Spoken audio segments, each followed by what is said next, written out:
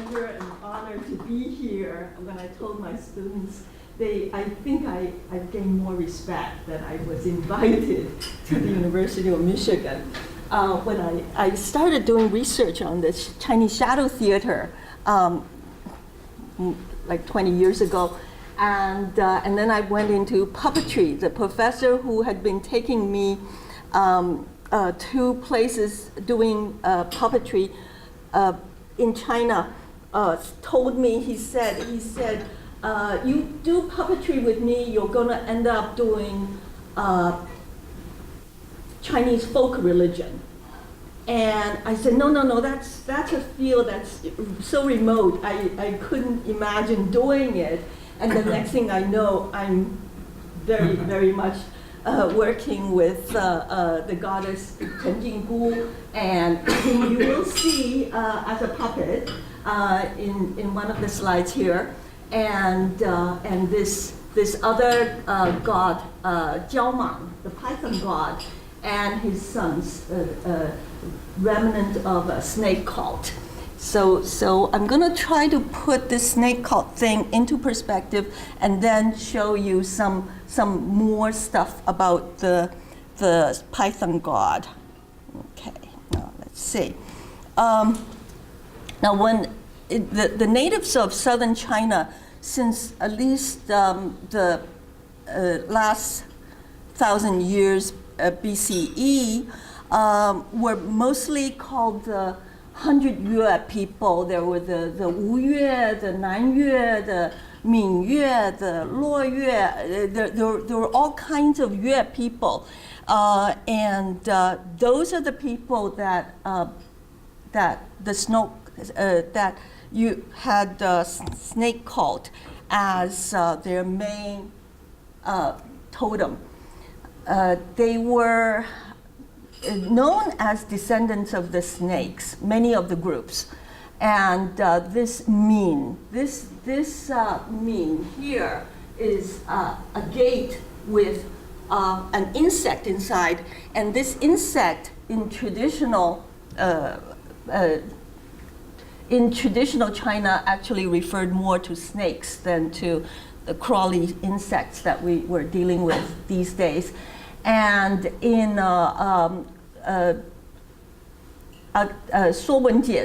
in this collection that explained about words during Han Dynasty, it actually said that the Min, it's a Yue people of the southeast, and they were descendants of the snakes, 蛇种. And man, which mean a man, were actually very much related in terms of the sound. The Man, again, Nanman, barbarians of the south, again are descendants of the snakes. These people have a custom of tattooing themselves, and in order to look like dragons and snakes. Dragons and snakes are very much used interchangeably in ancient sources. And they claim that it was to avoid harm from water spirits, water gods. And we have remnants, we have snake motifs in archaeological objects. We trying to find things that suggested snake worship in ancient times in the south. There are a lot of snake motifs in archaeological objects, both in the north and the south. And I'm not sure that their existence really could prove that that there was snake worship there. But closer to the archaeological objects, when we have some written sources, we find that in the south there are a lot of references to snake ancestor, snake mother, 蛇祖, 蛇母, 蛇娘, snake deity, 蛇仙, snake mothers, 蛇娘, and snake gods, 蛇王. The snake kings, the kings are also deities, gods. Now there's a particular group of people, descendants of the Yue people, called the Dan people, who tended to be boatmen, and they used to live on marshland with buildings on stilts. They still in Minhou, this one area, we'll see a picture of that later. They in Fujian, they still refer to themselves as descendants of the snakes. And we have Ming Dynasty source, which actually said that the Dan people worshipped paintings of snakes and called themselves the descendants of dragons. But the fact that their paintings were of snakes, they were trying to make themselves sound better by calling themselves descendants of dragons rather than descendants of snakes. And other references to as well. Now, right now in southern China, there are very, very few references. People are not known as descendants of snakes. So what happened to these descendants of snakes and their gods and goddesses, which is what I've been looking for. First of all, what happened to the native people who were in the south, people who did see themselves as descendants of snakes? There were when people from the north came in, many of the natives were massacred, and others were displaced to less desirable lands when the movements of people from the north took over lands for agriculture. But most of them, I don't think they were all killed off and driven away. They actually became absorbed into the mainstream, which was mainly people from the north. So they were transformed in terms of their culture, co-opted, but we still see a lot of the snake cults, snake vestiges of snake cults remaining in the south. And what happened to the deities, to the snake gods, or the snake goddesses? Some of them are still being worshipped in the original form.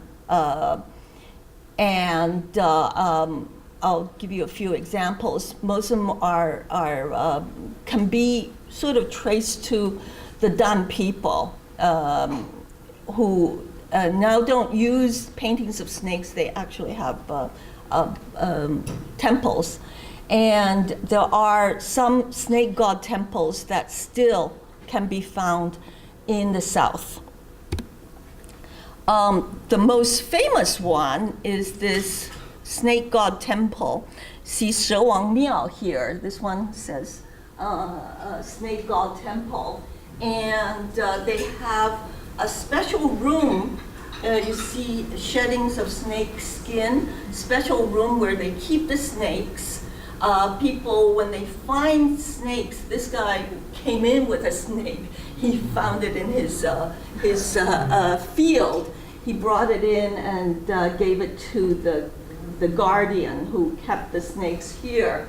And when they have their festival, yearly festival, the locals would be handling snakes. And I read some more. They keep on talking about this as being a snake temple, and I read some more. The Liangong actually belonged to. He was a god. He was a deity related to the Lü Shan Jiao, which was subduing snakes. So it's a little bit more complex than being a snake temple that remained. I think originally the Dan people had a snake temple. People from elsewhere came took over the temple, and it was no longer a snake temple. Snakes were subdued, and now they're reviving this snake temple thing again. This is a great tourist attraction with all these people handling snakes. And they're now calling Lian Gong a snake god. I think he was a subduer of snakes actually originally, but now he's become a snake god. What happened to the majority of the snake deities? I will give an example of a willing subjugation to other religion, and willing subjugation to Buddhism. Most of them were not so willing. Most of them were forcefully subjugated as demons. And once they're subjugated, they're known as demons, no longer known as gods, by Daoists, Buddhists, and shaman priests and priestesses, and deities of local religions. Some shaman priests and priestesses actually become local shaman goddesses.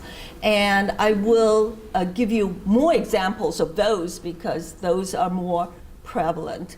And then we have evidence of coexistence, of this recognition of the power of the god, of snake gods, and sort of using the power of the snake god along with religious rituals that are not that are not related to the worship of snake gods.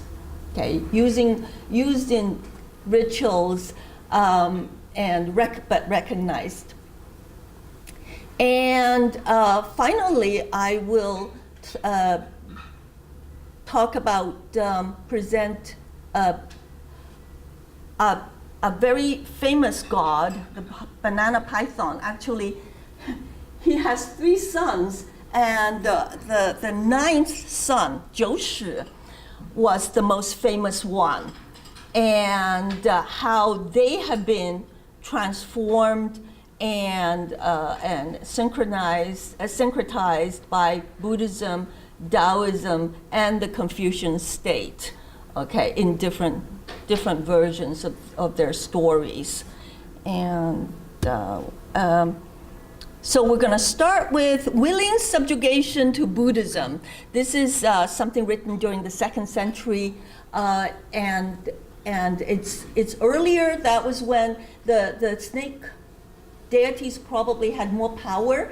So this one eminent, this Buddhist, a Parthian noble, okay, who came to this area encountered a local snake deity. I think the area actually was called White Snake Village.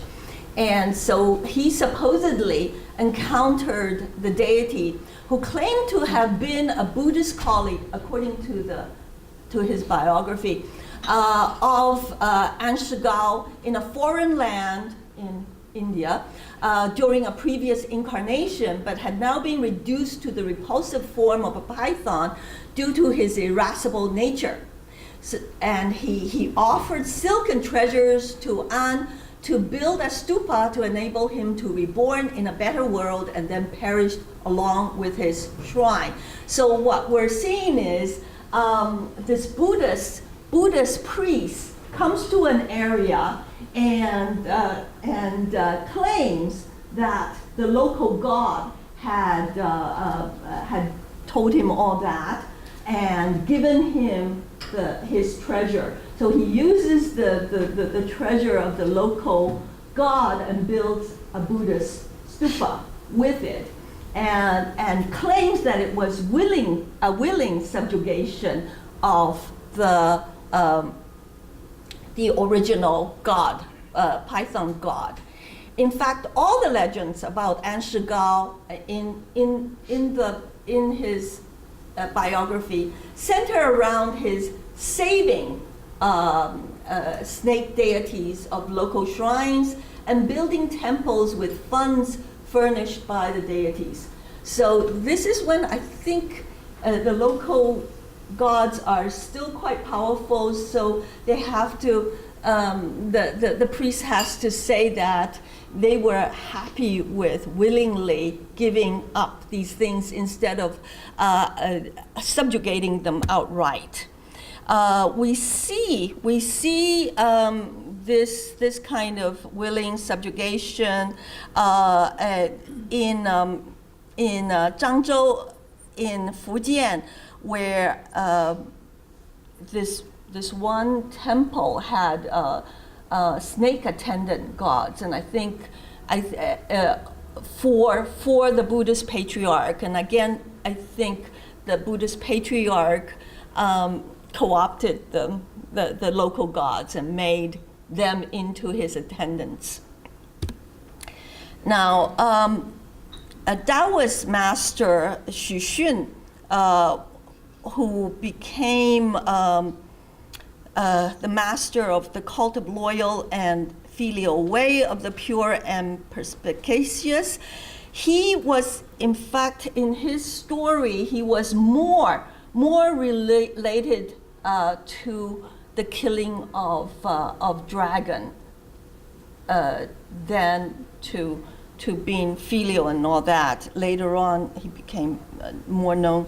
But if we look at his stories, he's better known during the Ming Dynasty for having killed a dragon. And these dragons are not regular, are not animals. They can convert themselves into human beings and actually marry local people. So he killed a dragon that had duped the local prefect into marrying his daughter to it. It was a very, very handsome man, in fact. Now, in terms of subjugation, continuing with subjugation in Nuoxi, we have a lot of rituals. Nuo drama uses masks, and they tend to have a long tradition and used more in rituals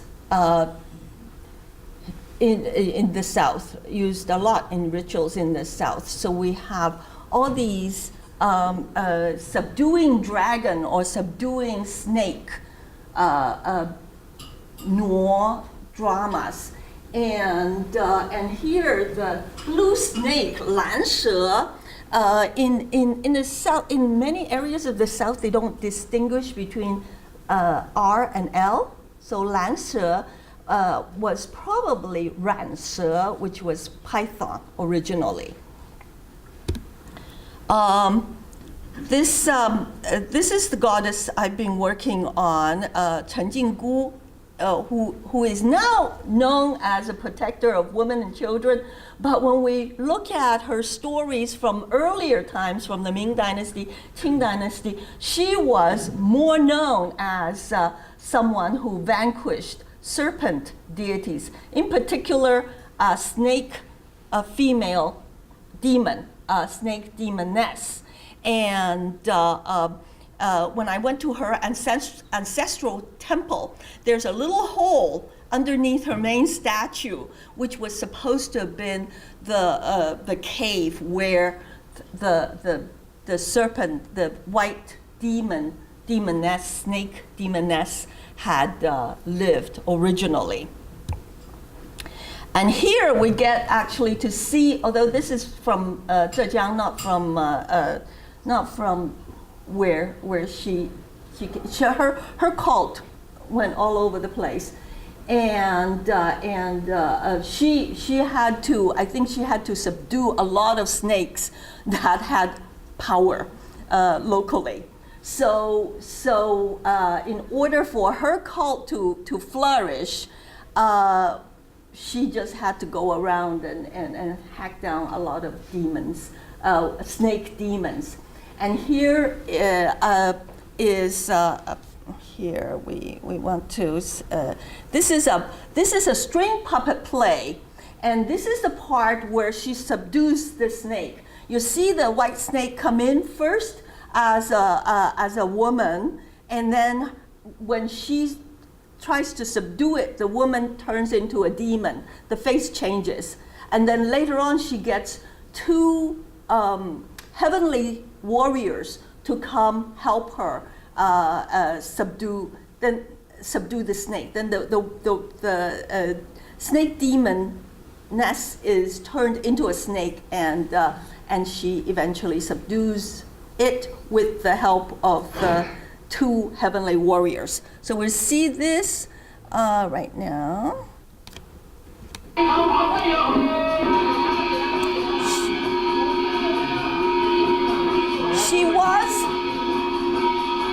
She was a shaman priestess herself, okay?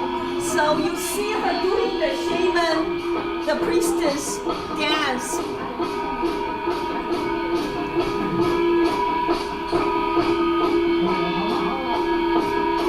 Okay, now this is the white snake demon, and her face changed.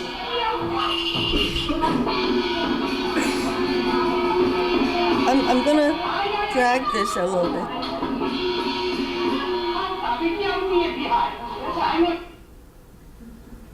Okay, she summons these heavenly soldiers.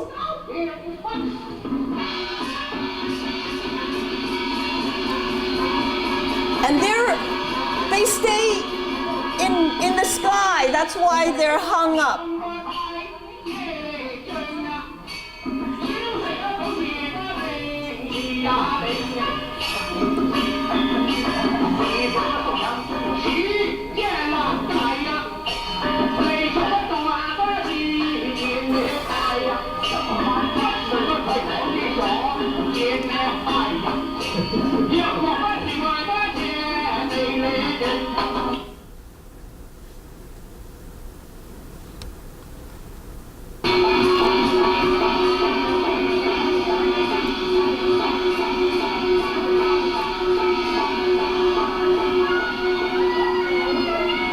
Sand cult uses this dragon horn, blows this dragon horn a lot.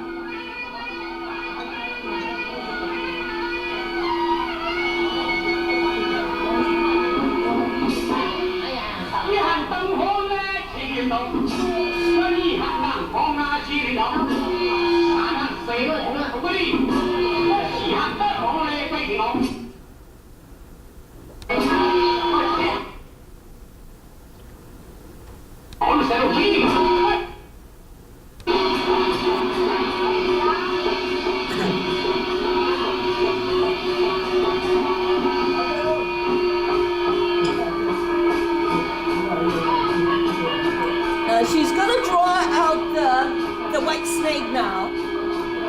Here comes the snake. Not quite white.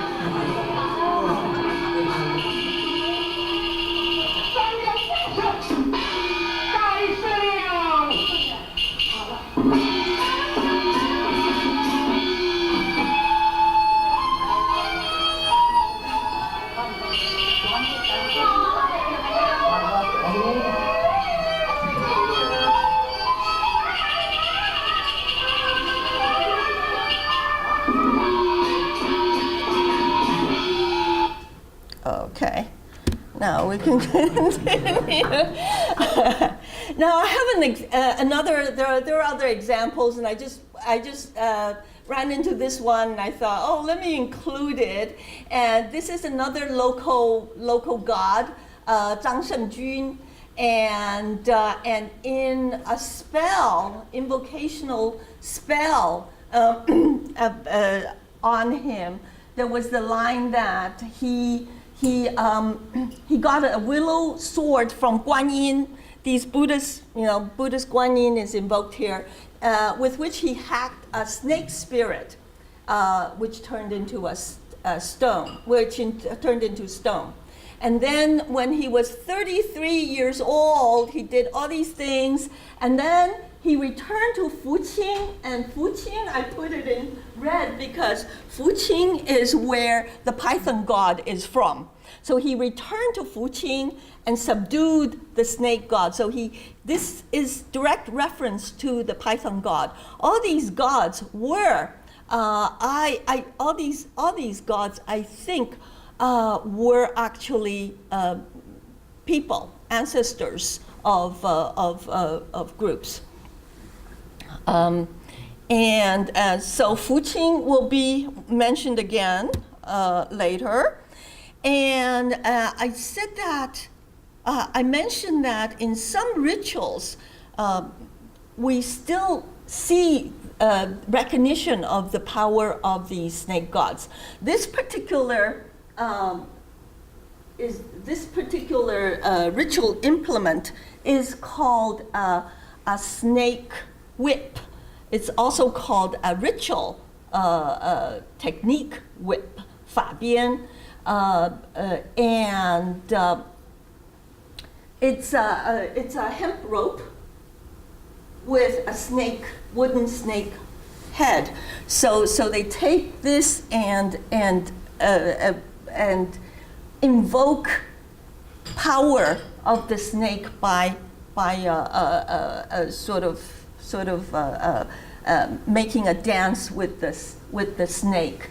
And in a particular ritual in Sichuan, they had this one ritual called manipulating the snake to request ritual techniques, 请法弄蛇, which was done in the inner altar. And then in the outer altar, they had the play subduing the blue snake. The blue snake is usually subdued either by a Confucian official or by a Daoist 老君. And here we're seeing that in the inner altar, which I think may be older, I'm not sure. The ritual for the inner altar where we're actually using the snake for power. And I don't know whether we can say that the snake, it is a subjugation of the snake. In the subduing of the blue snake is actually a play where the blue snake is subdued. But when they use this to request for ritual techniques to get power, then we're actually talking about recognizing the power of the snake here.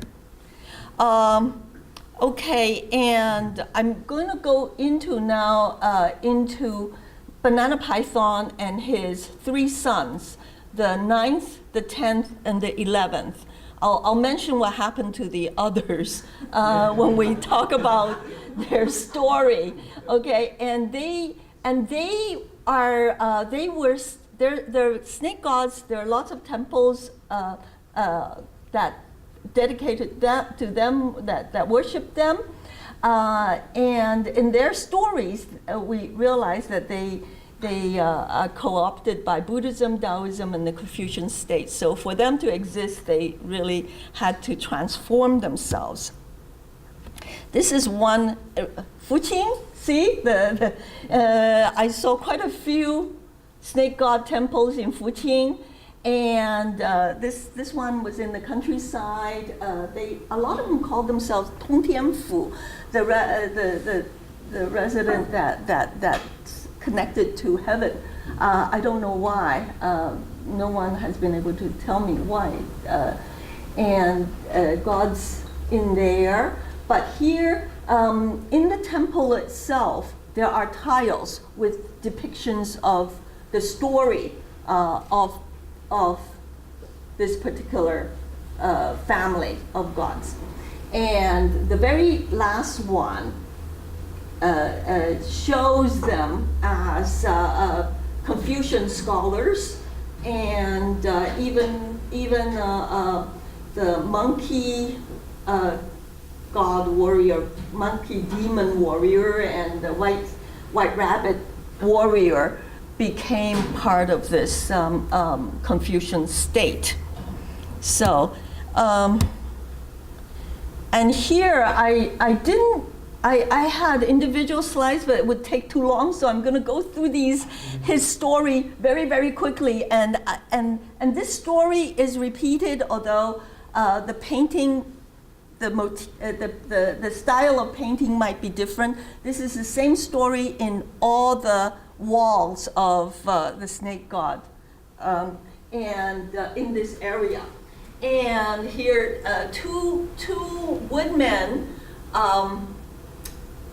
burning, and a snake smelled the incense. They were using aloe, I think it's called aloe wood, 沉香, extremely expensive, very, very, very fragrant. A snake came, they ran away, and Daoist, the Jade Emperor up in heaven smells this wonderful aroma and says, who is so dedicated to him that he would burn this? So he sends his messenger to find out, and the messenger says it was he just saw a snake there, and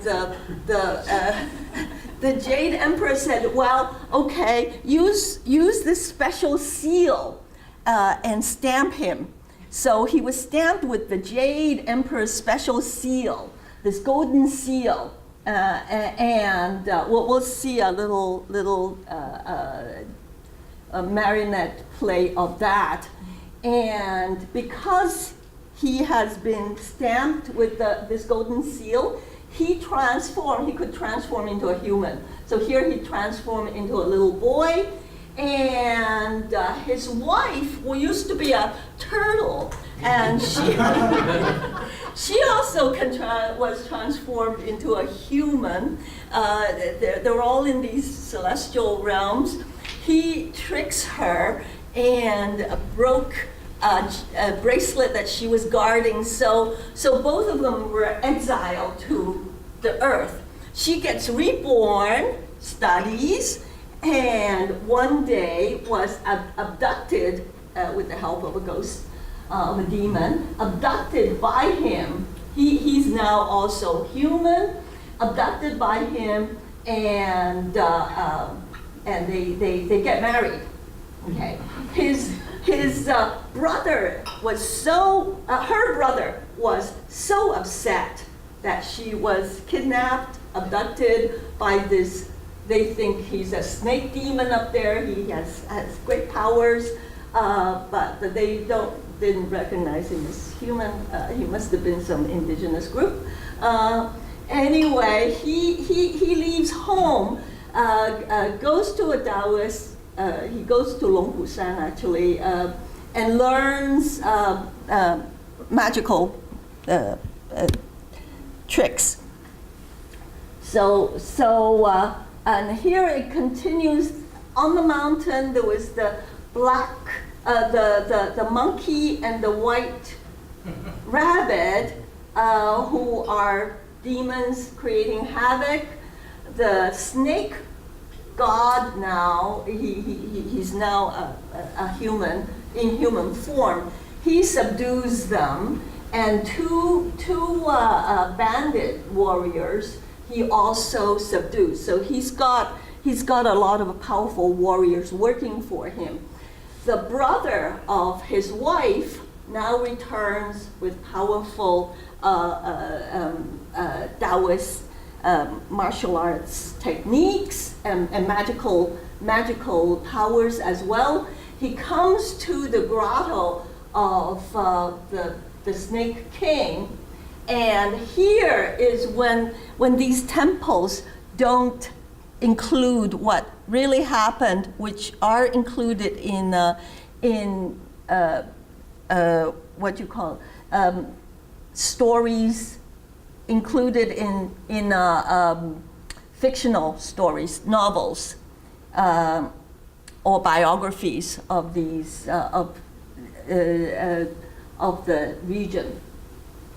And here he comes he chops down the 8 of the sons. The 8 older sons were sent out to fight with him. He kills them all. Finally, his wife came out with the 3 youngest sons, the 9th, 10th, and 11th son, and begs for him not to kill them. So he takes her and the 3 sons home. They get educated and eventually fight for the Chinese emperor, fight for the Chinese state, and the brother becomes a celestial. He goes up to heaven, and they all become deities here, Confucian, and they all serve this Confucian state after that. This is the at Snake Temple. Again, we have pictures on the wall of this guy. This man is in charge. He's a lay person guardian, and he said he showed us these certificates he got from the government. Daoist as lay Daoist priest, but he had to go take lessons in Beijing on Taoism, and which traced everything, all the official Taoist lineages and Taoist concepts. He showed us notes he took. So I don't know how much that is going to now influence the Snake Temple. We went to, this was the closest we could get to the original temple in the mountain, where the cave, the grotto was, where this snake god was from originally. This was the closest. We tried to find the other one. They said, well, it's behind this mountain here, and there used to be a road. There used to be a pathway. Woodcutters used it, but now that there are no longer woodcutters around, it's inaccessible, so couldn't get to it. Here, this is again a village in Fujian that put on a marionette play on this god, and we see that it is the Jade Emperor that and they with I think it's Peking opera.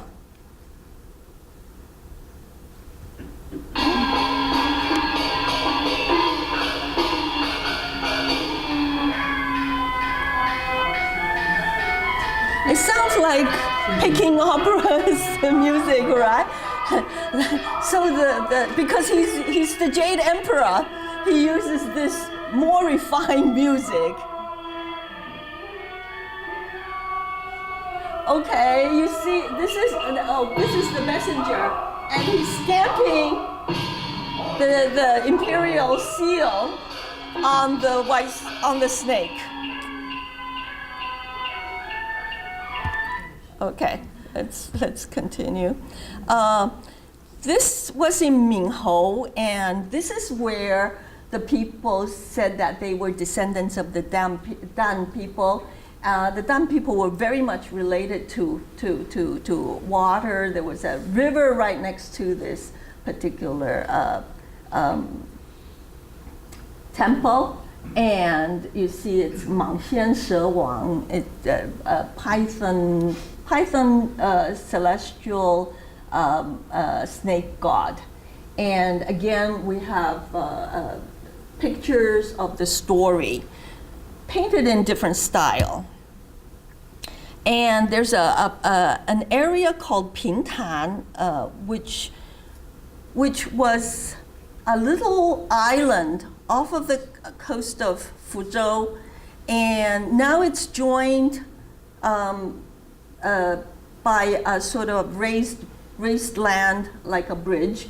But it was so remote for many, many years that the new houses are all built with quarried stone. Very, very nice, pretty island. And I saw 3 temples there, all dedicated to the snake god. And again, pictures, these are 2 different temples, and pictures of different style, depicting his tail. And finally, here is Yong'an. This is a different area now. So the story here is different. It's about the same god. This area is in a mountainous area west of Fuzhou, and this particular story involved, this particular performance of the snake god story involved a very complex ritual in which the priest went to the countryside to get a banana plant, wild banana plant that represented the snake god. He brought it to the stage so that the snake god at one point was on the stage, being transformed into a human being, and then put next to the stage to watch his story being told. And here I'm going to show some of the ritual and a little bit.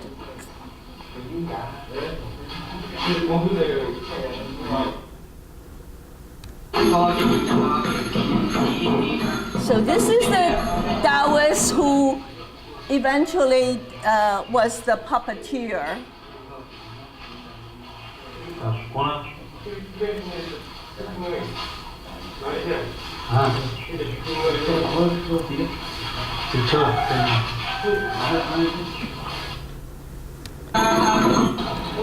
Okay, and then we go to the countryside, and here's the snake whip, and this actually took like almost a couple of hours, so it was a long ceremony, long ritual.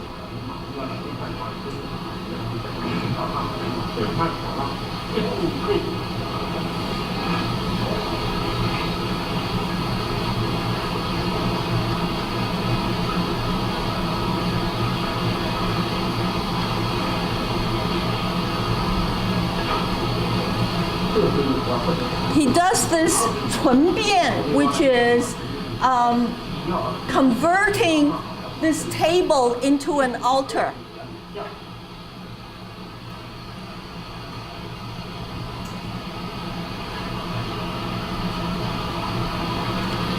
And I'm going to drag this a little bit.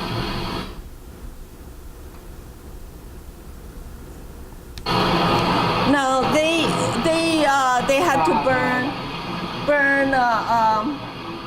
paper money,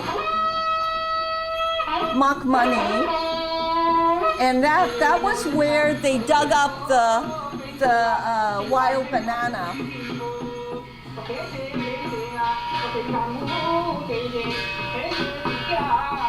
Now this is for divination to see if the god is ready to leave. Okay, he has to ask the god.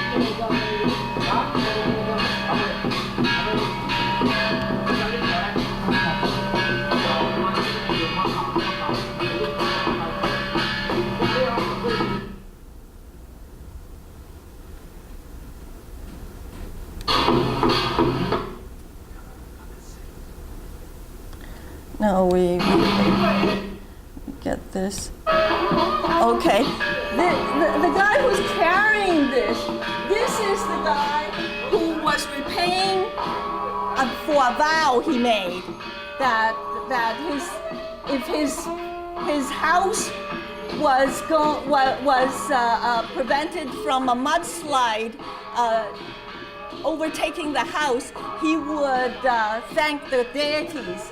And this is 10 years later, he's thanking the deities.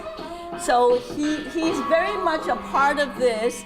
He paid for it, and we paid as well to help out. But he was supposed to have sponsored it. Now we're back to the house with the banana plant. More rituals.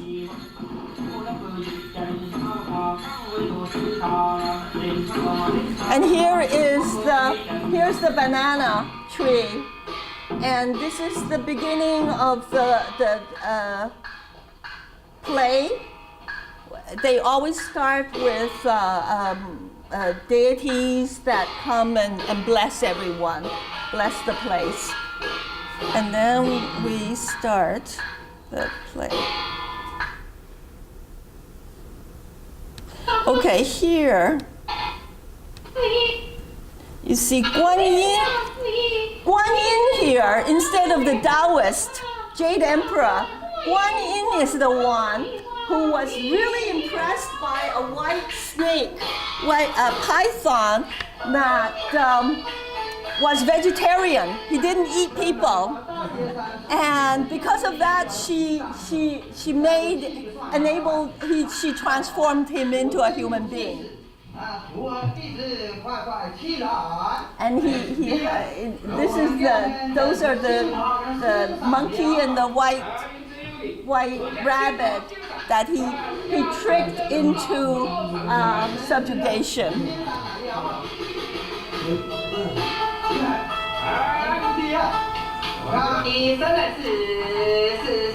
Now this is when they just had the first baby.